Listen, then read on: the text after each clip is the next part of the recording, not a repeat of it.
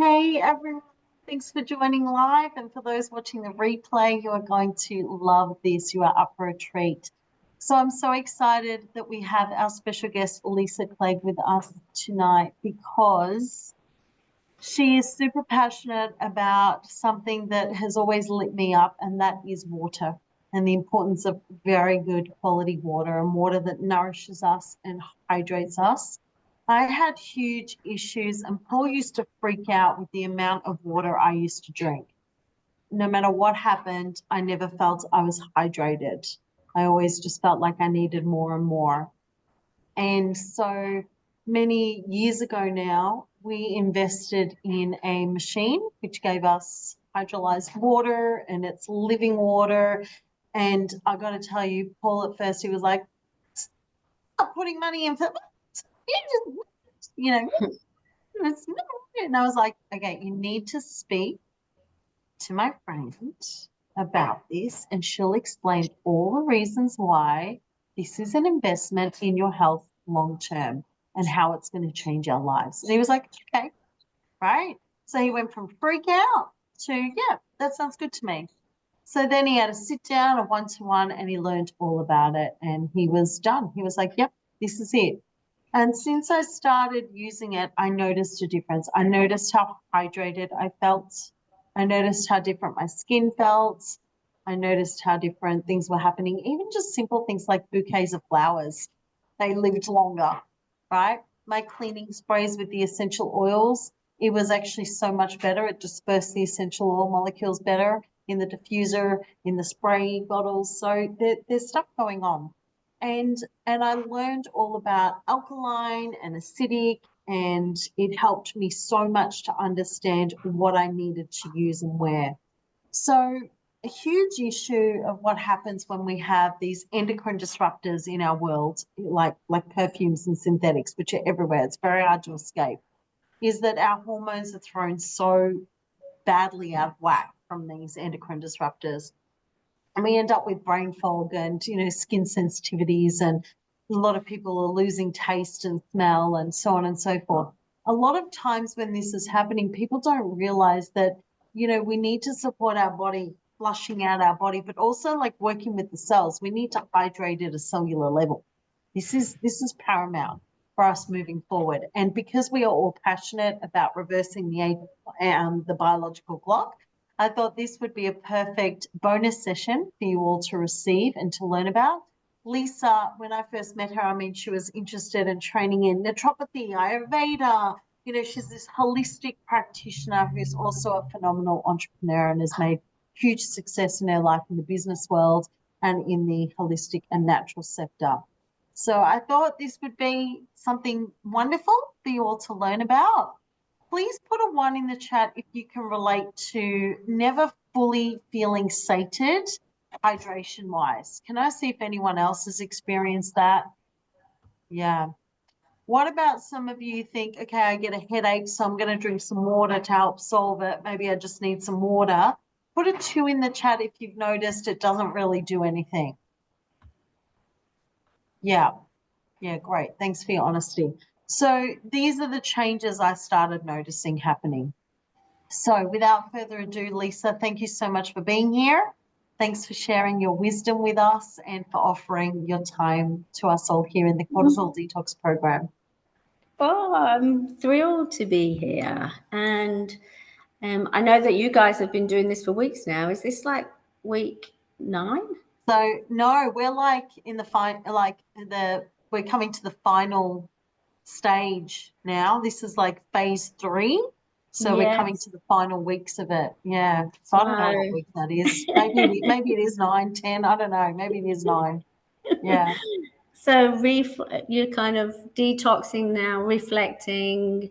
You've been letting go of some stuff. You've been changing some habits, and that I think I am Ayurvedic, so I've supported a lot of people through detoxes, and it takes some amount of courage to step into a detox program. So, firstly, like, whoop to you guys for doing that.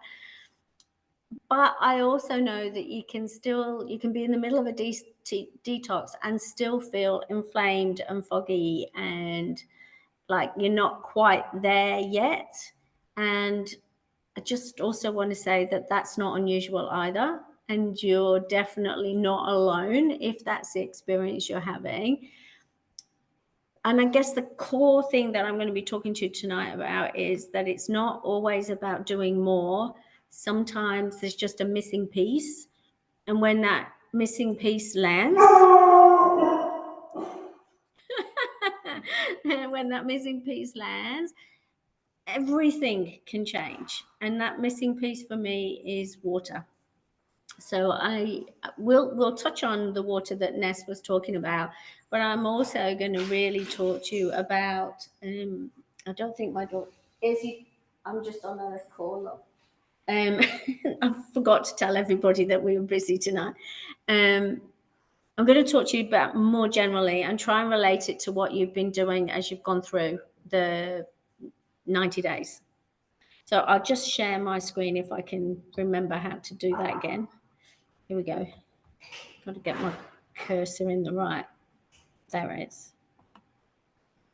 And then it's going to be here. And feel free, to stop me as we go through, because I'm really open to having questions, or if I say something that doesn't make sense, for you to talk to me about it. All right, so see if it's working. Yep. So you're doing the work, and sometimes I think this is the part that surprises a lot of women, even the ones that are like eating well, exercising, managing it all. There's a realization that drops that stress isn't happening outside of us. It's actually coming from inside the system. And one of the most overlooked sources of all of that is chronic low-grade dehydration. So I often talk to women who tell me they're doing all the right things and yet they still feel kind of off. And that might be feeling tired but wired. And I can't see you all again, so just yell if anybody wants to say anything. Inflamed. They might feel puffy or foggy or just a bit emotionally like wrung out.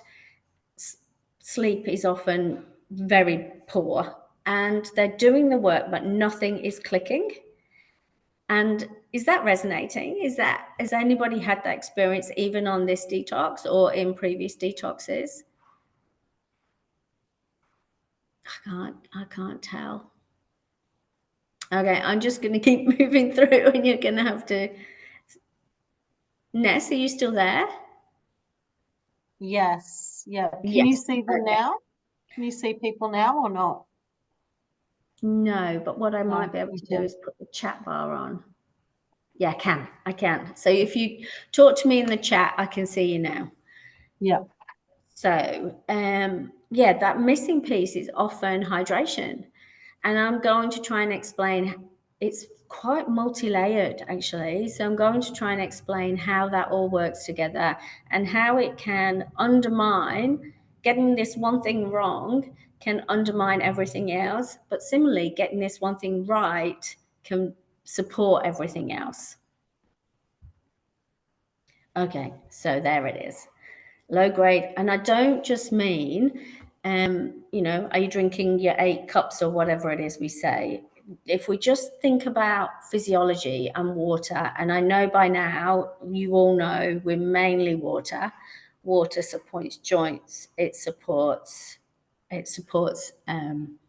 organs. It lubricates tissues. It transports nutrients from cells. It gets rid of waste. It's the basis for every fluid that we have in the body.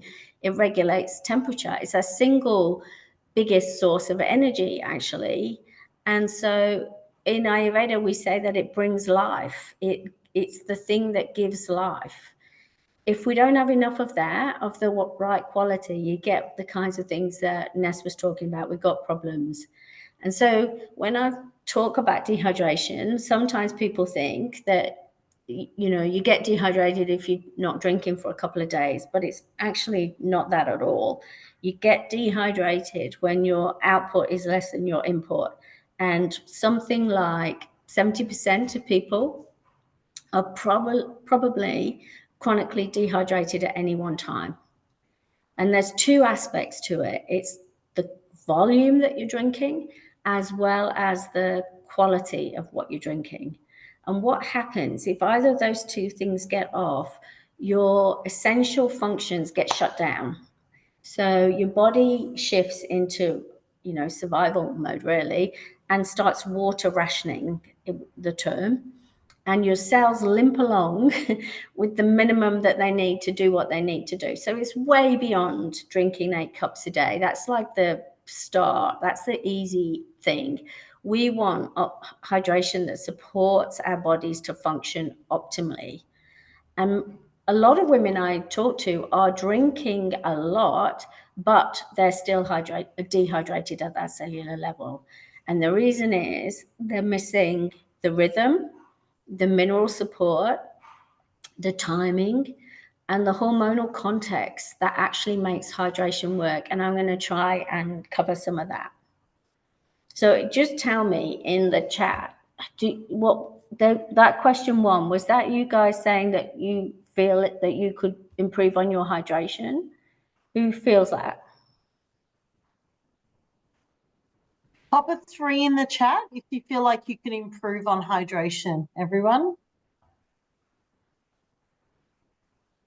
Yeah, absolutely. But before we go on, what I also would like to say is that midlife is a really interesting stage. It's not just about what's happening biologically. It's actually in what I call a full recalibration. We're learning, you're managing the decline in your estrogen, progesterone, you're losing sleep, you've got slower detox, and your metabolism isn't working, but you're also figuring out like what happens now. You're probably making some big shifts at the identity level. So midlife isn't just hormonal. There's a whole lot of things happening, and how we feel doesn't mean to say that we're wrong or broken. We're not flawed. It's just everything shifting, and our hydration needs to go along with that. And I just don't think it's thought about enough. So what I'm going to try and cover is, what does hydration mean in the midlife body then? Why is dehydration causing stress? How the hydration and cortisol link, because it's not something we talk about a lot, how that is impacting your detox every day, and especially while you're in the program. And I'm going to give you 5 really simple things that you could do today to make a difference. So does that sound good? Tell me. 4. Give me a 4. Thank you. All right. And why me? So who am I? I have spent over a decade as a holistic practitioner. I now really focus on mentoring women in a bigger sense, mainly around navigating big changes. It could be relocation, it could be life changes, it could be menopause, it could be caregiving recovery, relocation, all sorts of things. And my background is corporate, so I come from a legacy of leadership and global living and building income systems, really. But at the core of everything I share is that you can't lead a full life, a vibrant life, or get on to do the things that you want to do in this chapter if your body is stuck in survival mode. So that brings me back time and time and time again to hydration, because for me, it's the foundation. It's not a habit, it's a strategy. And it's the thing that supports our nervous system. It's the foundation for our body to perform. And that's why I'm excited to share with you. So if you're feeling off, I just want to say, it's not that you're doing something wrong. It's just that you may be under-resourced in this one particular way, and that you just need to think about your hydration and be surprised at what might shift. And would that feel like a relief? You can just put yes if you have been searching for something and wondering why things aren't just clicking, clicking, clicking. Yeah. I want you to think about when was the last time you actually felt properly hydrated? Let me just go back, not just at that 8 glasses, but clear headed and really grounded and confident. All of those things are connected, which is, it's a surprise, isn't it? And we sort of normalize, particularly with, when everybody takes a shortcut and says, oh yeah, it's menopause, we've kind of normalized brain fog, bloating, poor sleep, dry skin, fatigue, a little bit anxious most of the time. We've almost said, well, that's what we can expect, and it absolutely is not what we can expect. So you probably know this by now. I'm sure many, many people have spoken to you, but just to ground us back into cortisol and what we know about it. So we know it's the hormone that tells our system we're safe. It's not bad, it's protective. It tells our metabolism, it tells our metabolism whether to burn or store fat. It tells our nervous system whether to rest or brace for impact. It keeps us alert, it keeps us safe. But when it stays on, elevated long term, everything else gets deregulated and feels harder. And that's why we are caring about cortisol. That's why you've dedicated all this time to it, because we don't want our bodies to be stuck on alert. It's actually managing your cortisol is at the center of managing a completely different way of existing, to be honest. So the connection to water is the part that people don't really talk about. And in my opinion, it's the fastest way to turn a lot of those symptoms around. Because when your body doesn't have enough water, much like any other stress, your system interprets it as under threat. And in response to the threat, it does what it does, and it raises the cortisol. And then when the cortisol rises, you get the symptoms that you've been talking about, I'm sure, for weeks now. Sleep, blood sugar, digestion slowing down, storing the fat, feeling that reactive, foggy, just not yourself. So dehydration isn't actually just about thirst at all. It's a fundamental part to managing hormones, inflammation, and recovery. Is this making sense to everybody? Yeah. Thanks, Kat.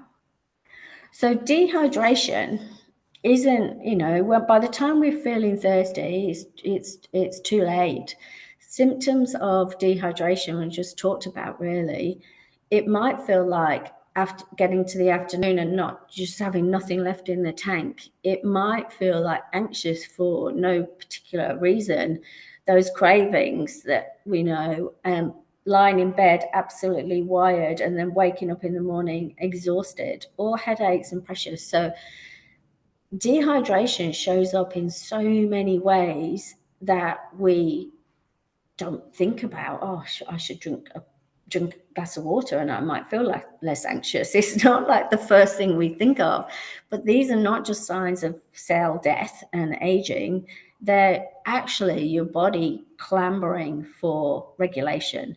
And in Ayurveda, which is my holistic training, if we pay attention to the first sign that we see, then we have more chance of getting on top of and whatever it is we're dealing with. If we continue to live with these things and just push it off and push it off and push it off, we make the whole recovery process so much more difficult. I think I'm in the wrong place. Hang on. I've got to get back here. Okay. Yes. So why this is more important in midlife, and again, please, like, if anybody's got any questions or you want to talk about anything, just let me know. But there's two reasons that I think this really stands out for us in the context of hydration, is because we've got less resistance now to cortisol. So if we get the cortisol spike, it actually is way harder to manage, because we used to have estrogen and progesterone that buffered those effects, and now they're gone. So stress hits us much harder. Our nervous system is way more reactive, and we have to work harder to just bounce back. And that's why, I don't know if you've ever said anything like this, but certainly people have said to me many times, I feel like I used to be able to handle this, or I could do that before, or I just don't feel like as robust or as resilient, and everything gets louder, like noisy, things get more irritating. Just it's not your head, it's not in your head. You're not making this up at all. It's actually in your hormones. And then the second reason, I'll move it down. Yes, is your adrenals are overworked.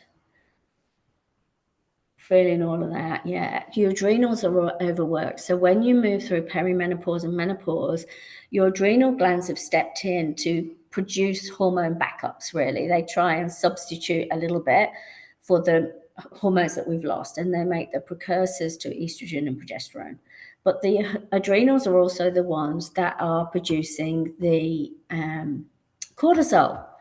So if they're already overwhelmed, because we're constantly in this stress, internal stress and external stress, they have a choice every time whether to support hormone balance or survive the stress.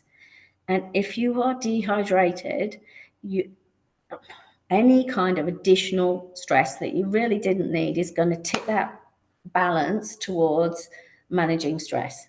So they call it the cortisol steal. And that's where your body pulls resources away from looking after your hormones to make cortisol, because of some blooming stressor that we've created for ourselves.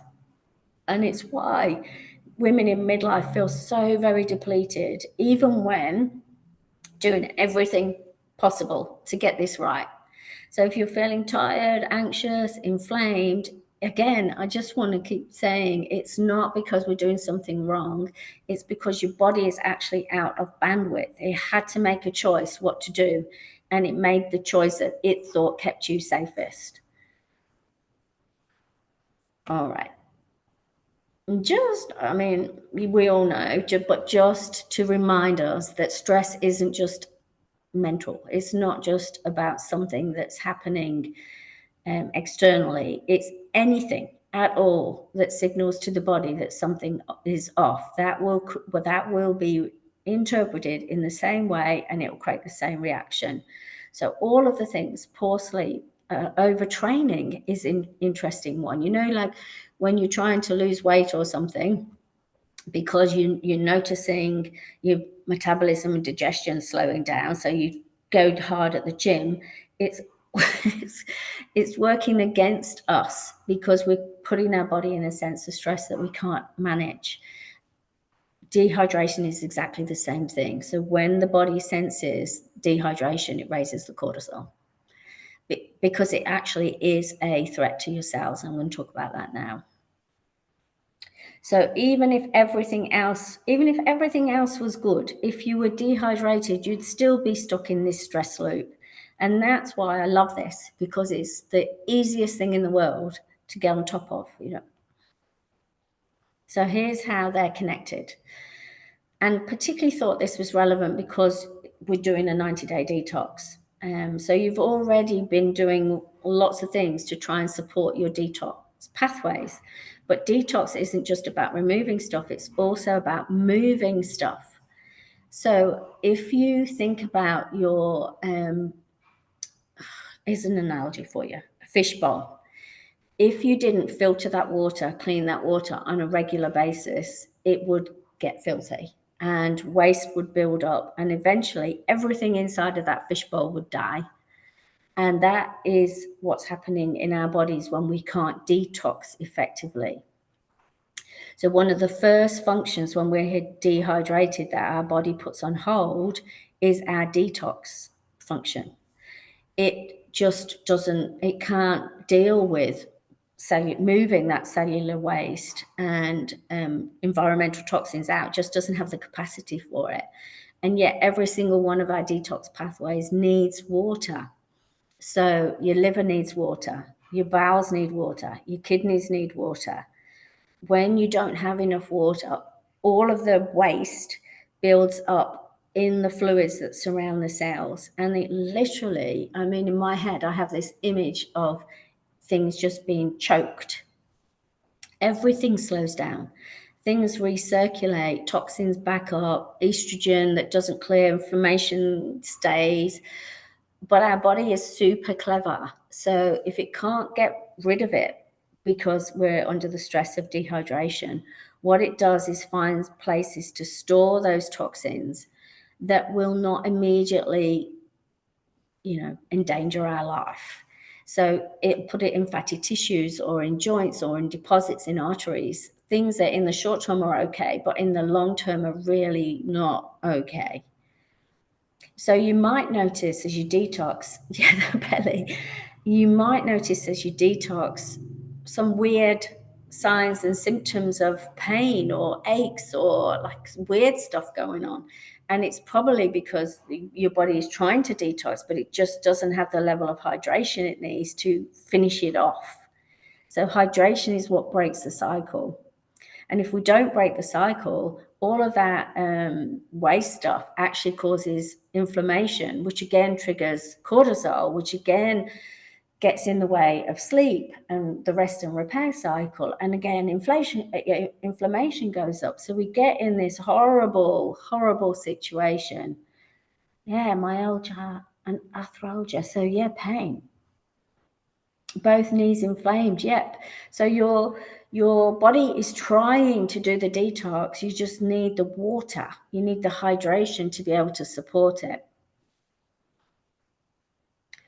This is like the ideal situation. This is what we're trying to do. We want our cells, I don't even know where to start. You could start anywhere in this cycle. Once our hydration is good, and this is both the quantity and the quality, so that we're absorbing the water that we're drinking as well. Then we have better waste elimination. Then we have improved, stockness around our detox systems. Then we get more efficient cell function. Then we can take on more hydration. We can absorb it better, which then leads to better waste, better elimination again. And then eventually we start to have more capacity to fend off other toxins, environmental toxins as well. So we get in this beautiful virtuous circle, which is really what we want. I'm not going to go too much tonight into how it's not just about the things that affect our detox is not just about the water we drink, it's also the water we bathe in and the rest of the stuff that's going on in our environment, which Ness was just talking about. But we want to get in this cycle so that our body is really optimal and can absorb everything that we're trying to give it. So how do we do that? Here's my tips for you. And I've tried to put them across the day. And obviously the quality of the water is so important. Tap water, filtered water are still acidic in our system. So they still cause some level of work for our system.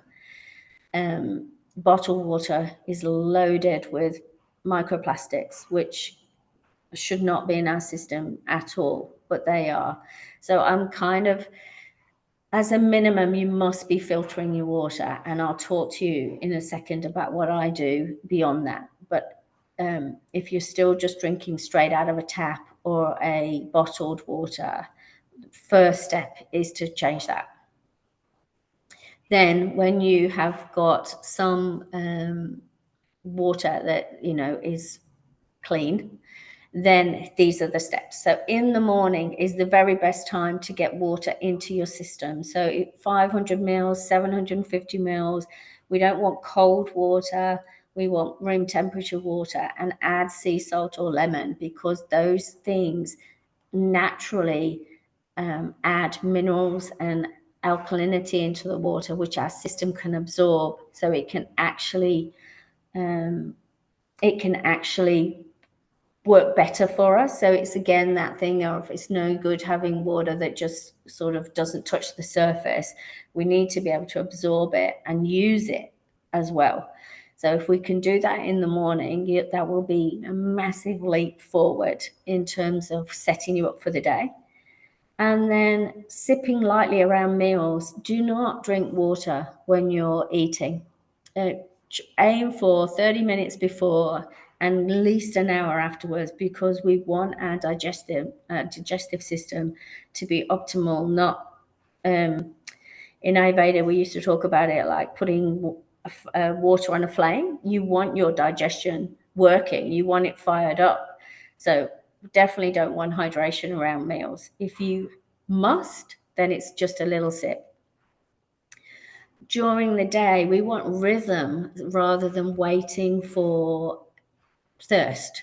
So you hydrate best in that kind of situation. So it's not about volume, it's about consistently drinking all the way through the day. And so I said aim for a glass a day, a glass an hour. But if you're working outside, if you're doing physical work, if you're exercising, if you're in an aeroplane, then you need to adjust it a bit. That's just for, a office worker, sedentary type of role. And then in the evening, taper it off. Particularly, I think one of the girls on the program was saying that, worries about getting up all night and drinking and peeing. There's two reasons for that, and I wanted to talk to her in case she catches the replay. One is drinking too close to bedtime, and two, the water that you're drinking isn't being absorbed, so it's passing straight through.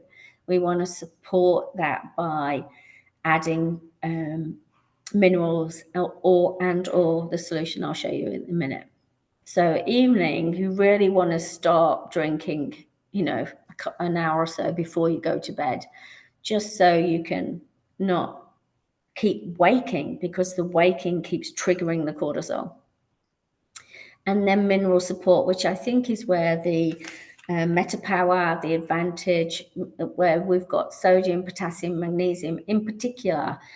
We want that in our water. We want to be drinking those things, and especially if the water's alkalized, because the research is showing that our body, there's a particular channel in our cells that if the water is alkalized and mineral laden, more likely to be able to pass in through the channel into the cell and therefore hydrate the cell from the inside. So we're really looking for hydration that not just replaces what we lost, but actually restores and does more than that, brings with it nutrients that our cells need. And is that making sense? So if you think about your day, hoping that you'll remember these little tips. So morning, stock up, load up, avoid it around meal times. Just find your rhythm during the day, ease off just before bed, and then add minerals, electrolytes, citrus greens, lemon, trace minerals, whatever we've got from doTERRA, add those as well, so that it really supports your hydration. Okay, come back to that question I'll ask. So what I drink and what Ness drinks is something called electrolytes reduced water. And that is taking your hydration to the next level. So this is for anyone who really wants to make sure that the water they're drinking is as close to water that they could find if they had a waterfall in their back garden, full of natural ions, and designed the way we're meant to drink water, easy for our bodies to absorb. This isn't, it's not easy for people to think about, because we take water so much for granted, and we've never really understood the impact that the quality of water has on our function. We've we've really been focused for a long time just on the quantity we're drinking. But if you think about, most diseases have inflammation as their root cause. We are surrounded by rogue cells now and toxins and all sorts of things in our environment that causes our cells to lose electrons. And I won't go too much into it, but it's that losing of electrons that causes the you've probably heard of free radicals, that causes the damage to our cells and basically destroys them. And if we don't address that by adding antioxidants to them, then our cells eventually can fully die and we can have permanent damage. So everything, when you think about oxidative stress, what we're trying to do is stop that. If the example that you might often see is the apple that withers in the oxygen, that's the kind of thing that's happening inside our body when we are loading it with harmful stuff, chemicals from tap water or pollutants from the environment. We know that electrolyzed reduced water, because it's got the negative charge, can actually reduce that oxidative stress at the cellular level, which means we can support cortisol, we can produce energy, we can resolve inflammation, we can settle down our nervous system. And we are actually much research now about not just neutralizing damage, but actually neutralizing and stopping damage, but also repairing damage at that cell level. So this is way beyond filter. This is electrolyzing your water to put charge into it to make it mineral rich, so that every time you have a drink of water out the tap, you're drinking water that's designed for your body. And if anyone's interested in that, you're more than welcome to reach out, and I'm happy to share what I use and how I use it. Little video coming here. Thank you. So when you hydrate properly, what changes? It becomes this beautiful rhythm, not reactive. Everything starts to shift. Your energy stabilizes, the brain fog lifts, the bloating reduces, your sleep deepens and becomes more consistent, which means your mood softens. Detox becomes easier because you've got the hydration you need to move things, and you will feel like your body starts responding again. And that can all happen by hydrating in the right way. And what I love about this is the signals that you're giving to your body that you are safe has changed. You're basically not keeping yourself in that heightened state just because you're not drinking enough. I mean, it couldn't really be simpler. So you're removing one of the most persistent stress signals that your body's been holding for probably years and years and years. And it's come to a head right now because of the stage of life we're in. And we just don't have those buffers to help us. And I love this because simply by drinking more quality water as well, we're actually improving the efficiency of the foundation of every other system in the body.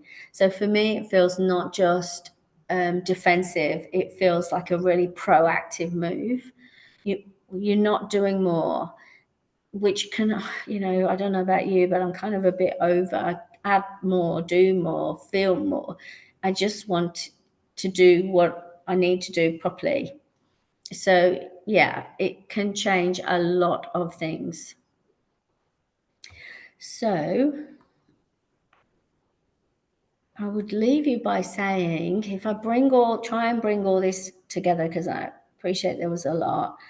In midlife, our body is really recalibrating hormonally, emotionally, metabolically, there's an identity level shift going on, there's biological shifts going on, and hydration, I would argue, is the foundation that supports all of that. It's not just about drinking more, it's about restoring your ability to recover, to regulate, and to move forward from a position of strength. It calms the stress signal, so it lowers that need for cortisol to flare up and react, and so it gives your nervous system a bit of a break. It provides bandwidth to your adrenals. They have the time to look at the hormonal situation because they're not fighting some invisible stressor. And it fuels detox because it's not just removing what doesn't serve you, it's actually moving it out through the detox pathways. So for me, this is not a side thing. It's not an optional thing. It's actually the strategy that we should all be implementing if we want to feel clarity, stability, strength, and stop kind of fighting with our own bodies, stop feeling like we're broken or we're doing something wrong, when all actually we need to do is water it. So yeah, if any of that landed, if anybody wants to contact me or stay in touch, there are my details. I'm sure they'll be available somewhere. Yeah, they'll be in the portal, but also maybe take a screenshot if you like. I have put her email in the chat, but you can also take her mobile and WhatsApp her or text her. Beautiful. Yeah, perfect. And there's a comment there, Liz, saying, no doubt I'm dehydrated. I definitely don't drink enough water. Yeah, thanks for your honesty. Yeah, it is this real, I think I can't do that, can I? Because I'll shut you off. I think the first thing that we understand is quantity, and then we understand quality. And when we put those two things together, then there's real transformation, and there's a real sense of vitality and energy, and all that inflammation just washing away. Yeah, absolutely. So this water system that Lisa is talking about can be used in many different ways, just so that you all understand. So what I learned was our outside skin needs more acidic water, for instance, but our inner body needs more alkaline water. Like, it's a full education system. You're not just buying a filter down at the shop. This isn't about filtration like that. This is about enhancement, and literally, like, you guys have been on loads of Zooms with me. I've always got water, and I'm always topping it up. And when I fill my carafe up, there's bubbles on the top. Like, it's actually living water, right? So much of the water we're using is already dead by the time you get it.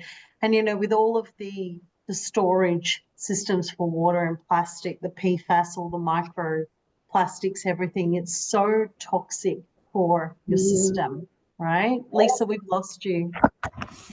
I'm back. There we go. We got you now.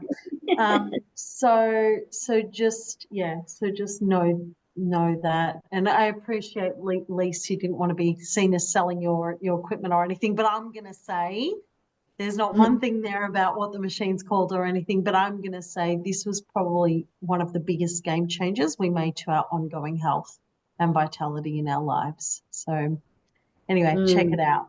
So there is a great document that Lisa's put together that will be in the portal. It's fantastic. It's so comprehensive. So it's basically this presentation in detail. And if you like to print things, it'll print really well. Otherwise, you can just download it to your device and keep it. And it's very, very comprehensive. Does anyone have any questions for Lisa? It's a 10-page document. Actually, I'm just looking at it. Yeah, 10 pages.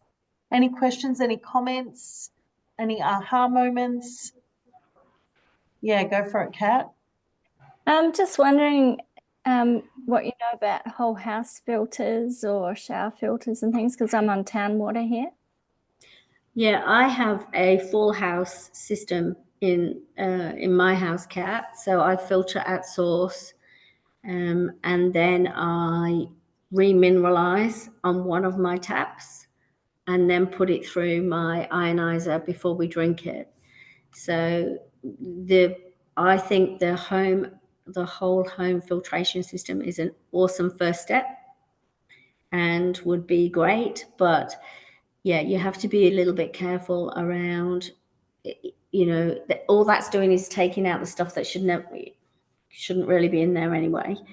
It's not necessarily adding the minerals that you need, and it's certainly not adding the molecular hydrogen, which is the magic ingredient that comes into the water that I drink, which is the antioxidant with all the benefit. So definitely I would say if you're thinking about whole home system, put it in, get that chlorine off your skin, out of your lungs, get rid of that. But then, I'm a fierce advocate for then adding hydrogen into the water that you drink. Yeah, great. What we'll do is we'll turn the recording off and then we can ask some more questions. How does that sound? Thank you so much, Lisa. Thanks for being here. Thanks for your wisdom. Thanks to the amazing resources you've got for us in the portal. And for those watching the recording, please reach out and those on it with her email or give her a text or WhatsApp. Thank you, Lisa. So good.